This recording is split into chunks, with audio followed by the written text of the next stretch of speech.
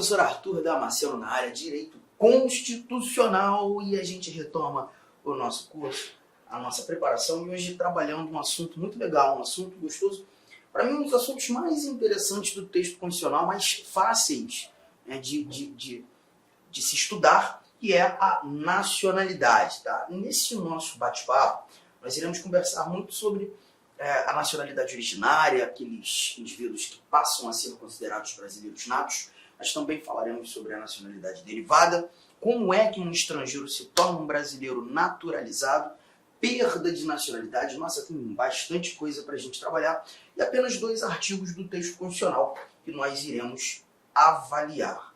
Artigo 12 e artigo 13 da nossa Constituição. Está aqui o artigo 12, começando esse papo, nacionalidade. E o nosso Constituinte ele já começa a redação do 12 trabalhando aqueles que serão chamados, considerados de brasileiros natos. É o nosso inciso 1º do artigo 12 do texto constitucional. Antes de qualquer coisa, eu já vou pedir para que você coloque aí no seu caderno, ao lado desse nosso inciso 12, inciso 1º do artigo 12, melhor dizendo, que aqui nós iremos trabalhar a primeira espécie da nacionalidade brasileira, que é a chamada nacionalidade originária. Nacionalidade originária. Ela pode ser chamada de outras maneiras também, nacionalidade primária ou nacionalidade de primeiro grau. Nacionalidade de primeiro grau. O interessante é perceber que todas essas falas, todas essas terminologias, elas demonstram a mesma coisa. Né? Elas buscam dizer, tratar daquela primeira nacionalidade. A nacionalidade que vai independer de manifestação de vontade do indivíduo. Eu não preciso pedir para me tornar brasileiro nato. Na realidade, eu vou nascer atendendo critérios que me farão ser considerado brasileiro nato. Aqui a gente verifica que o momento de aferição da nacionalidade ela vai ser sempre o nascimento. E a nossa Constituição estabelece 2 critérios para tanto: nascer em solo brasileiro, nascer com sangue brasileiro. Nascendo em solo brasileiro, o indivíduo tem tudo para ser considerado brasileiro nato. Arthur, peraí, ele tem tudo para ser considerado brasileiro nato ou ele vai ser considerado brasileiro nato? Não, ele tem tudo para ser. Essa nossa linha A, ela já vai mostrar uma exceção. Um momento em que quando o indivíduo nasce em solo brasileiro, ele não é considerado brasileiro. Virando aqui o nosso slide, nós temos 2 linhas, a linha B e a linha C. Nós já iremos encontrar o critério de sangue, o critério sanguíneo, que a gente costuma chamar de ius sanguinis. Nesse momento, não me interessa onde o indivíduo nasceu. Ele pode muito bem nascer fora do Brasil e ainda assim ser considerado brasileiro nato. Da mesma forma, algumas particularidades devem ser examinadas, devem ser avaliadas quando analisando essas 2 linhas, a B e a C. Mas vamos por partes, vamos começar aqui trazendo a nossa linha A. Tá? São brasileiros natos, letra A, os nascidos na República Federativa do Brasil, ainda que de pais estrangeiros, desde que estes não estejam a serviço de seu país. Bom, pera lá, vamos colocar aqui a primeira coisa, olhando para essa nossa linha A, analisar efetivamente onde nasceu o indivíduo. E a gente percebe os nascidos na República Federativa do Brasil.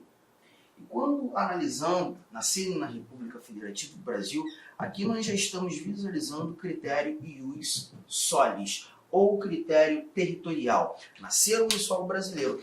Legal, porque quando a Constituição fala do critério ius solis, diz pra gente os nascidos na República Federativa do Brasil, ainda que os pais sejam estrangeiros. Num primeiro momento, nem me interessa a nacionalidade dos pais. Ainda que os pais sejam estrangeiros, esse indivíduo tem tudo para ser considerado um brasileiro nato. Arthur, mas tem desde que aí, né, uma condição, sim, olha aqui, ó, desde que estes não estejam a serviço de seu país. Eu gosto muito nessa parte final de separar os 2 pronomes que aqui são apresentados. Você tem um primeiro pronome, o pronome demonstrativo estes. Esse pronome é muito importante, desde que estes não estejam a serviço, segundo pronome, de seu país. Vamos lá. Primeira coisa é que esse pronome primeiro citado, o estes, ele está no plural. E isso tem uma relevância, tá? Eu vou levar em consideração aquilo que o texto constitucional nos apresenta, mas também falar algumas coisas que a doutrina acaba nos contando. Vamos imaginar o seguinte: você é um embaixador brasileiro ou embaixadora brasileira, mas peço licença até para trazer um gênero único, tá? Você é embaixador brasileiro desculpa, embaixador norte-americano, vamos falar assim. Você é um embaixador norte-americano e foi designado pelos Estados Unidos para exercer seus serviços aqui no Brasil.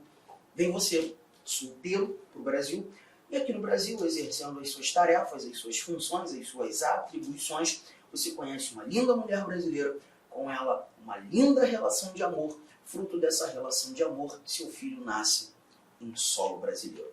Bom, levando em consideração apenas os detalhes apresentados por mim nessa situação hipotética, queria saber de você se o teu filho pode ser considerado brasileiro nato.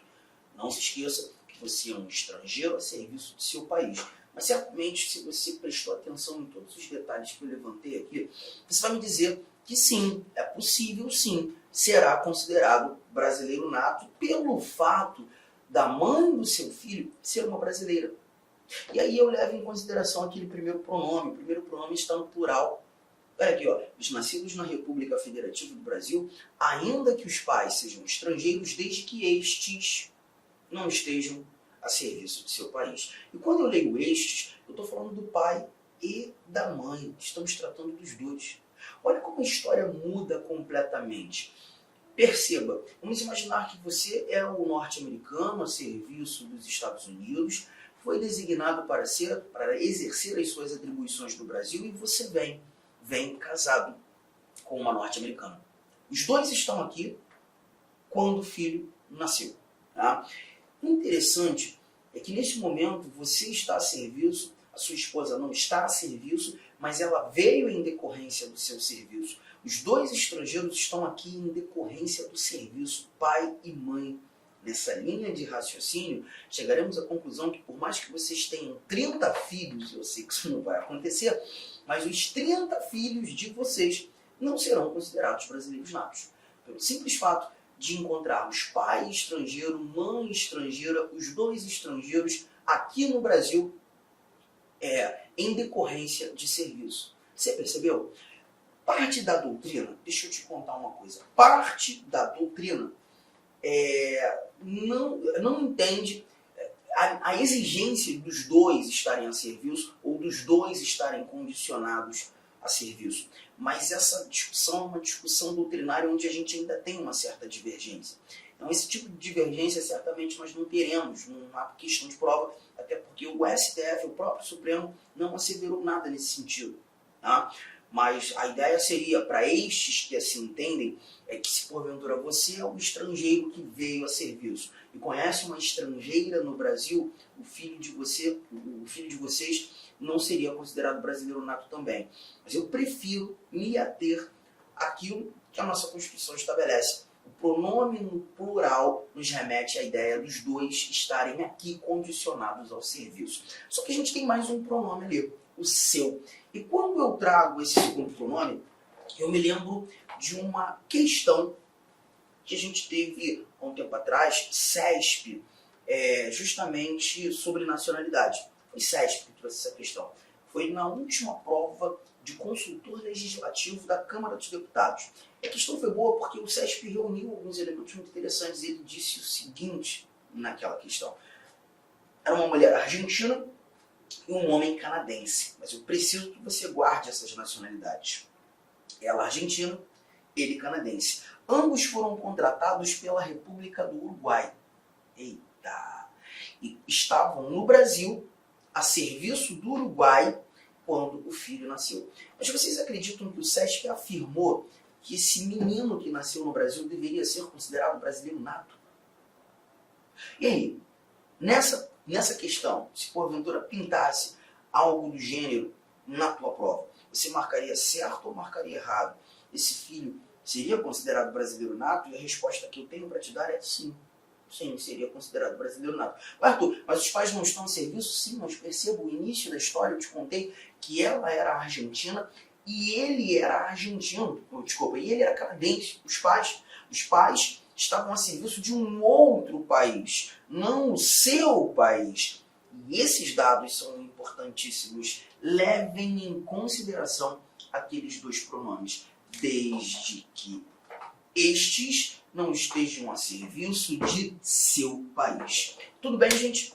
Firmeza? Tranquilo? Então, olha aqui, ó. Matamos com facilidade essa primeira informação, critério de solo. Vamos avançar. Vamos para a nossa próxima linha. Deixa eu limpar aqui essas anotações da linha A, para que consigamos examinar aquilo que o Constituinte tem para nos contar nessa nossa a linha B. Aqui a leitura traz, ó, os nascidos no estrangeiro, de pai brasileiro ou mãe brasileira, desde que qualquer deles esteja a serviço da República Federativa do Brasil. Aqui muda bastante, porque perceba, não estão nascendo no Brasil, agora estão nascendo fora do Brasil. Os nascidos no estrangeiro, com mais um detalhe, pai brasileiro ou mãe brasileira. Cuidado que você tem que ter. Primeiro detalhe, não estão nascendo no Brasil, fora do Brasil, a exigência do pai ser brasileiro ou a mãe ser brasileira. Então a gente verifica aqui um outro critério, o critério ius sanguinis. O critério ius sanguinis. Critério de sangue. Tá? Bom, primeiro dado que você já vai guardar aí. Quando a nossa Constituição estabelece critério de sangue, ela sempre vai trazer pai brasileiro ou mãe brasileira. Eu até coloquei aqui, ó, o círculo no ou, justamente para te lembrar que nós não temos a necessidade que o pai e a mãe, que ambos sejam brasileiros. Um ou outro já se mostrará suficiente para essa transição da nacionalidade brasileira. Sendo apenas o pai brasileiro, sendo apenas a mãe brasileira, já é o suficiente. Já será suficiente. Firmeza? Só que essa não é a parte mais importante dessa nossa letra B. O que a gente tem de mais importante aqui, na linha B, é a parte final, quando lê assim, ó, desde que qualquer deles esteja a serviço da República Federativa do Brasil. Gente, cuidado com uma coisa. Eu quero que você anote isso. Anote, por gentileza. Estar a serviço do Brasil é evidenciar administração pública. Estar a serviço da República Federativa do Brasil é evidenciar administração pública. Tá? Considera-se serviço o exercício de atribuições inerentes à administração direta ou indireta de qualquer que seja a unidade da federação. Vamos considerar serviço o exercício de atribuições inerentes à administração direta ou indireta de qualquer que seja a unidade da federação. E quando eu falo qualquer que seja a unidade da federação, nós estamos tratando de União, Estados, Distrito Federal e municípios. As unidades da federação. Tem muita gente que acha que estar a serviço da República Federativa do Brasil é evidenciar apenas governo federal. É evidenciar apenas governo federal. E está errado. Está errado. Tá? Nós temos governos estaduais, nós temos um governo distrital, nós temos governos municipais, por exemplo. Se você é servidor de um município aqui do estado do Mato Grosso, tá? E o prefeito desse nosso município busca implementar um sistema informatizado novo na prefeitura e precisa que alguns servidores façam um treinamento lá nos Estados Unidos. Você foi um dos selecionados para fazer esse treinamento lá nos Estados Unidos, vai ficar 2 anos nos Estados Unidos treinando. Vai dar quanto tempo? Um negócio pesado, né? E 2 anos é um tempo suficiente. Você conheceu uma menina, uma norte-americana, com essa menina nasce, você tem um filho, teu filho nasce em solo norte-americano. Pergunta, gente, você, um servidor municipal, estaria a serviço da República Federativa do Brasil? Perfeitamente. Ainda que fosse de uma entidade da administração direta. Ainda que fosse uma sociedade de economia mista, uma empresa pública, uma autarquia, ainda assim você estaria a serviço da República Federativa do Brasil. Agora, cuidado. Tem muita questão que vai trazer atletas, por exemplo, atletas olímpicos estão fazendo um treinamento na Europa, vão ficar 3 anos treinando na Europa, todos eles bancados pelo COB, pelo Comitê Olímpico Brasileiro. Estariam a serviço da República Federativa do Brasil? Negativo. Porque Comitê Olímpico Brasileiro, essas confederações desportivas, essas federações, agremiações, nada tem a ver com a administração pública. Mas não está representando o Brasil? Mas em situações desportivas, não tem nada a ver com a administração pública, não tem nada a ver com o poder público. Então a gente não está enxergando o serviço. Firmeza? Agora, retomando aquela ideia de você ser um servidor municipal, teu filho nasceu nos Estados Unidos nesse período, no período do treinamento, você está exercendo atribuições inerentes a uma administração local, o teu filho é brasileiro e com um cuidado. Você não precisa fazer literalmente nada para considerar ou para ter o seu filho considerado brasileiro nato de imediato. E certamente um ou outro aqui comigo já deve ter ouvido ou lido que quando um pai brasileiro, quando uma mãe brasileira vê seu filho nascendo fora do Brasil, ele precisa fazer o registro do filho numa repartição brasileira competente, uma embaixada brasileira, um consulado brasileiro, não é isso que a gente escuta? Pois é, mas nessa situação, nessa circunstância, você não precisa. Gente, guarda uma coisa, olha para mim, presta atenção. Bastará ter lido na questão, bastará ter lido no enunciado daquela questão que o pai brasileiro, que a mãe brasileira estavam a serviço da República Federativa do Brasil para que o filho seja considerado brasileiro nato de imediato. Ponto. Independentemente de onde venha a ser registrado. Seja numa repartição brasileira, seja numa repartição estrangeira. Está a serviço da República Federativa do Brasil, é brasileiro nato. Tamo junto. Então aqui, ó, a linha B nos mostrou essa recomendação. Os nascidos no estrangeiro, teu filho nasceu nos Estados Unidos, pai brasileiro ou mãe brasileira, a mãe não é brasileira, mas você bastou, suficiente. Desde que qualquer deles, você, esteja a serviço da República Federativa do Brasil, ponto final. Gente, fácil. Aí, a Cláudia, que está nos assistindo aqui agora, a Cláudia manda um WhatsApp para mim e fala assim, professor, eu estou brincando, tá? Eu não fingi. A Cláudia diz, professor, meu filho também nasceu nos Estados Unidos. Eu, o que tem, Cláudia? Pois é, mas eu não estava a serviço da República Federativa do Brasil nesse contexto. E aí, meu filho vai ser considerado brasileiro? Eu viro para a Cláudia e falo assim, Cláudia, olha, ele tem tudo para ser considerado brasileiro sim, tá? Mas não vai ser com base na letra A. Desculpa, na letra B. Não, a letra B não o atende, porque você não estava a serviço da República Federativa do Brasil. Mas calma, Cláudia, a gente tem uma letra C aqui, ó. A letra C diz o seguinte, os nascidos no estrangeiro, pai brasileiro ou de mãe brasileira, desde que sejam registrados em repartição brasileira competente. Deixa eu parar o bate-papo aqui. Desde que sejam registrados em repartição brasileira competente. Nos fingir que essa nossa letra C, a linha C, terminasse aqui. Já começaria da seguinte forma, Cláudia, olha aqui, ó. Nasceu no estrangeiro o teu filho, né? Nasceu nos Estados Unidos. O pai é brasileiro, Cláudia? Ela, não, o pai não. Meu marido, na época, era estrangeiro, era norte-americano. Eu falei, tá, mas você é brasileira, né, Cláudia? Sim, eu sim, Arthur. Tá aqui então, você é brasileiro. Tem um ou de novo, tá, Cláudia?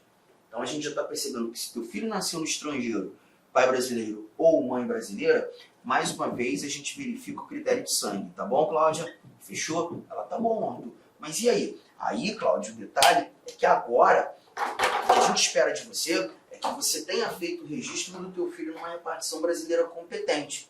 A história do Robson, aquela que eu contei agora há pouco, que é o servidor aqui de um dos municípios de Mato Grosso, a história do Robson foi diferente da tua, Cláudia. Por quê? Porque o Robson, ele estava a serviço do Brasil.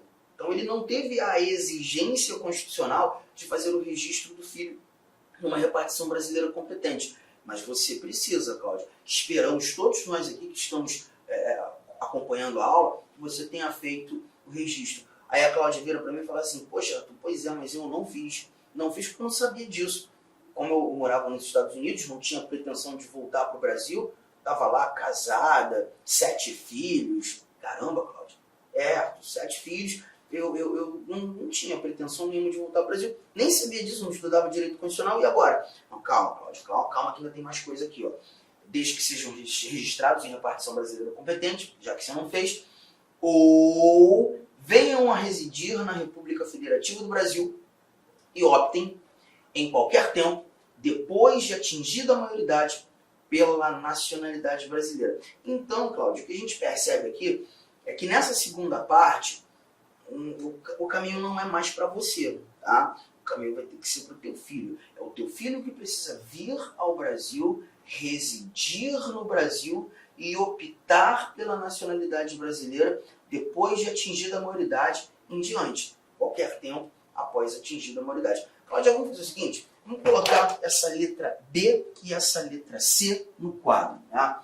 E é a história do nosso amigo Robson, que está aqui com a gente também acompanhando a aula, e a história sua, Cláudia, que está aqui com a gente acompanhando a aula. Bom, o que a gente viu na letra B foi critério sanguíneo e os sanguíneos.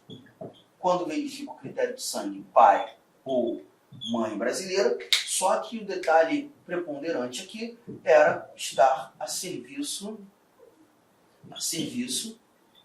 da República Federativa do Brasil. O Robson estava. Você não, né, Cláudia? Então, peraí, a letra C para você, Cláudia. Os nascidos no estrangeiro, pai brasileiro ou mãe brasileira, mais uma vez o critério e os sanguíneos. Deixa eu colocar aqui, pai ou mãe brasileira. Só que nesse caso, como você não estava a serviço, a exigência do registro em repartição brasileira competente. Aí a Cláudia fala, Arthur, mas eu não fiz o registro. Calma, Cláudia, eu sei. A gente está sabendo. Aí eu boto um ou aqui, ó. Ou venham a residir na República Federativa do Brasil, o vir, o residir, e optem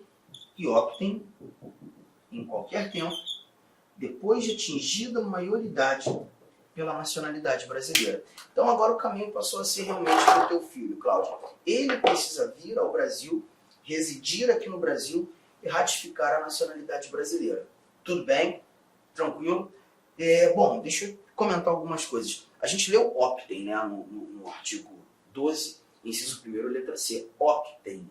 Só que o importante lembrar é que essa palavra opção, aqui citada, o valor semântico é de confirmação, é de ratificação. Porque pensa comigo, Cláudia, o teu filho, ele nasceu com o direito de ser brasileiro, ele carrega sangue, você é brasileira.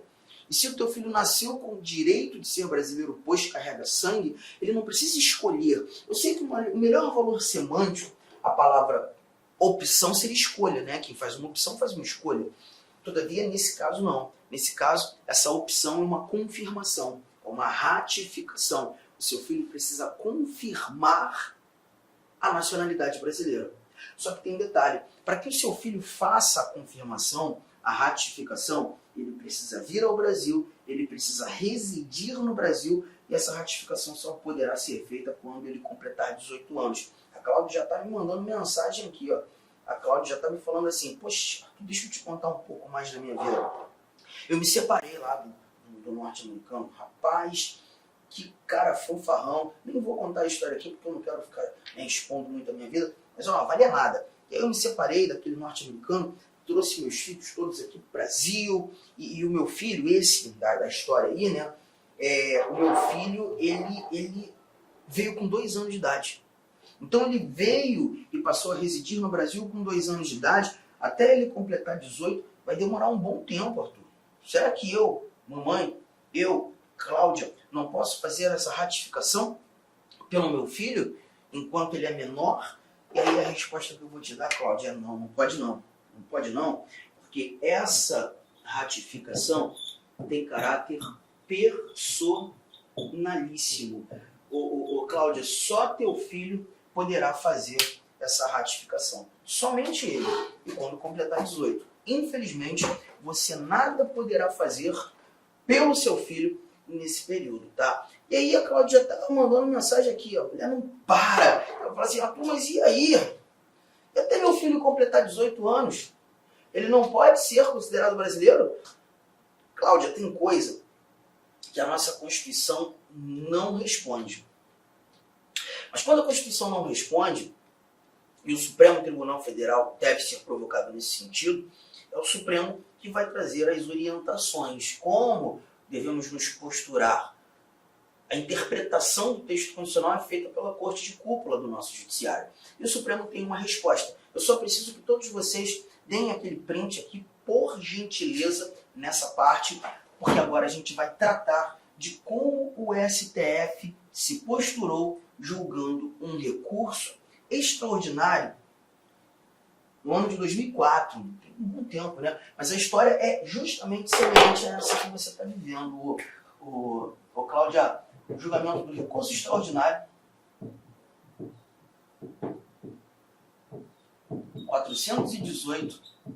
418-096-2004, Supremo Tribunal Federal. Aqui o STF trouxe para a gente a chamada nacionalidade originária provisória,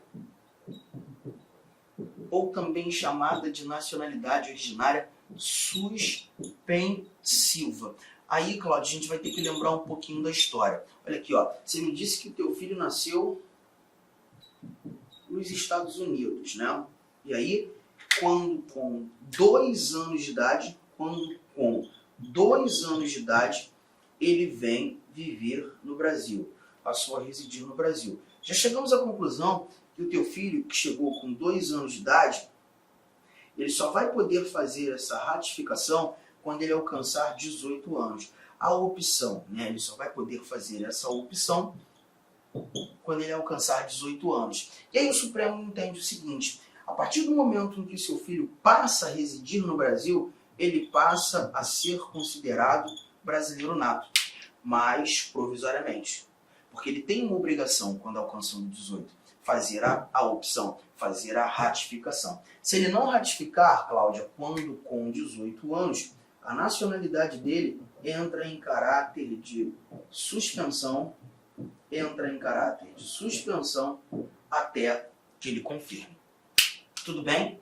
É assim que funciona. Então, ó, a partir do momento em que passou a residir no Brasil, ele já passou a ser considerado brasileiro nato de imediato.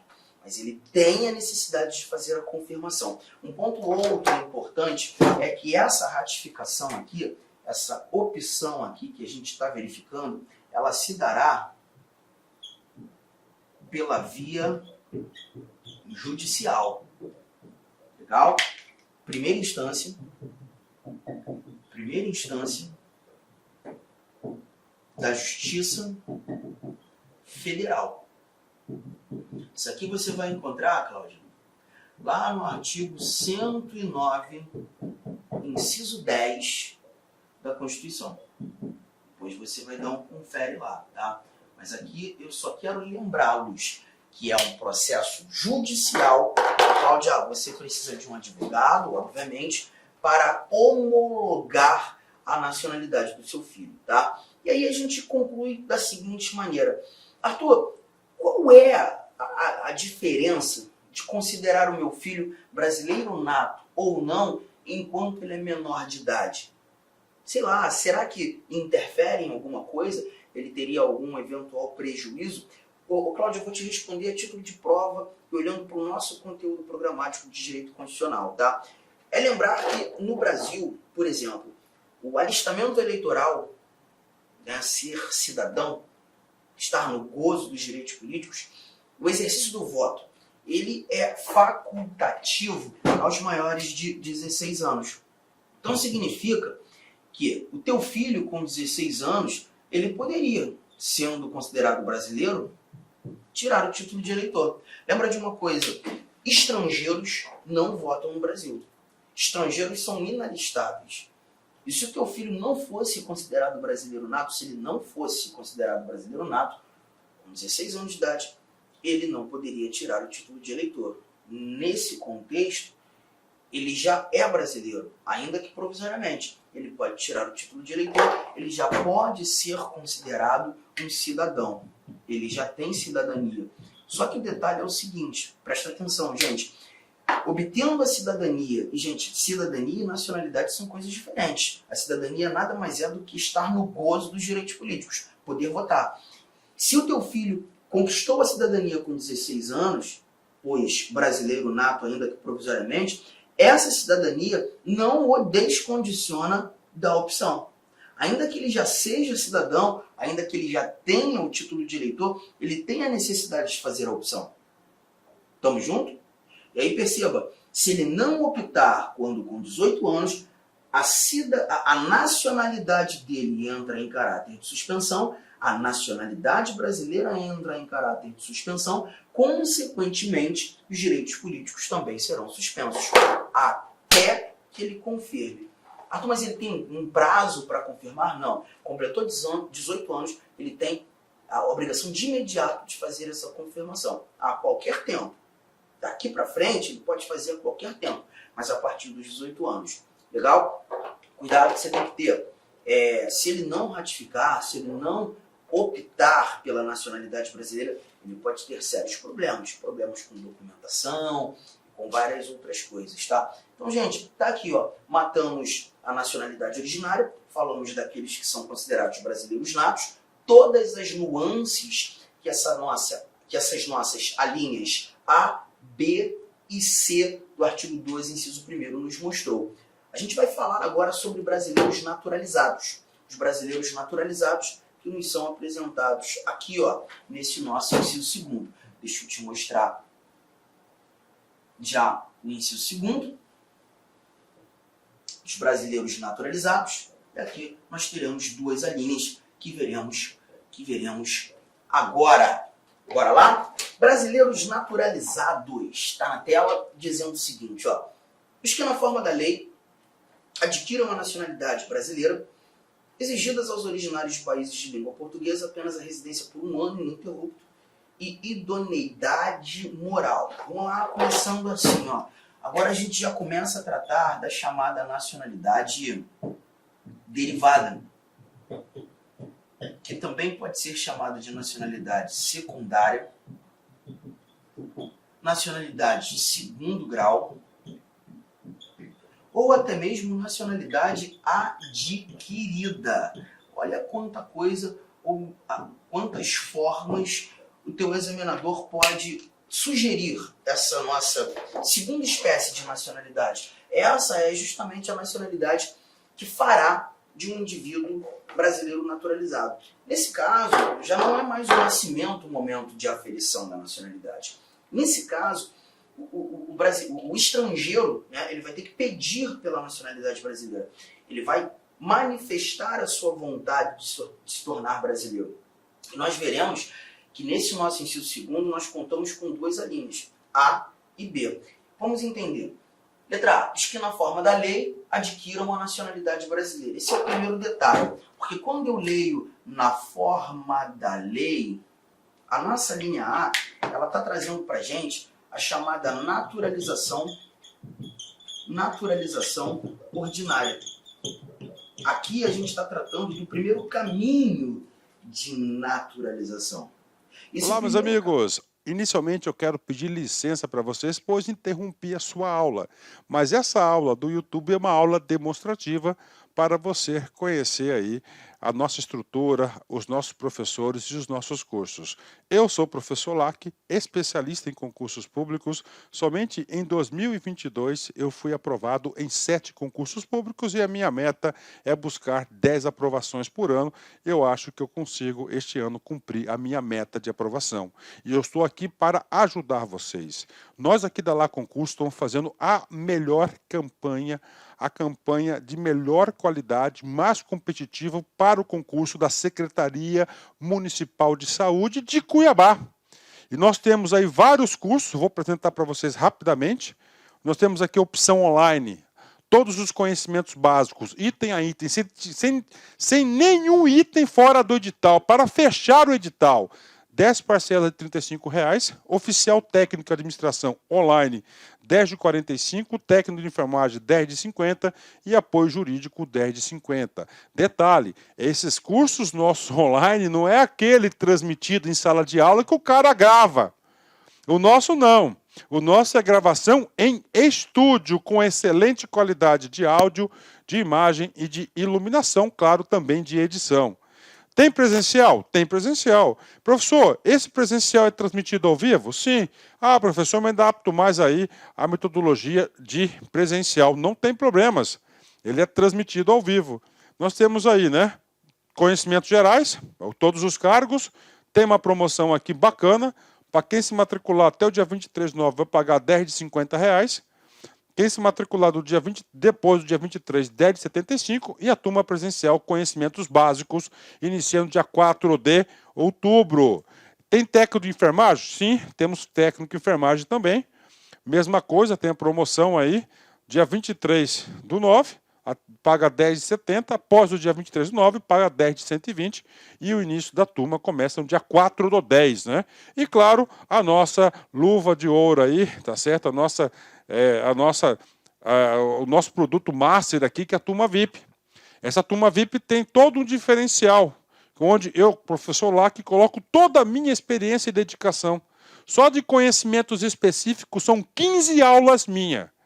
Essa turma aqui é para, cara, o cara que cumprir, o cara que assistir esse curso, participar, cara, eu tenho muita confiança e muita certeza que ele vai sair muito bem e ele vai ter todas as condições de ser aprovado. Beleza, pessoal? Então você quer uma chamadazinha aí, tem aqui embaixo, tem um link para você falar diretamente com o nosso atendente. Qualquer coisa, você vai no nosso Instagram. Quem responde o direct do Instagram sou eu, faço isso pessoalmente, porque é um canal de comunicação que eu abri, que eu exerço diretamente com os nossos alunos. Valeu, meus amigos. Então, venham estudar conosco.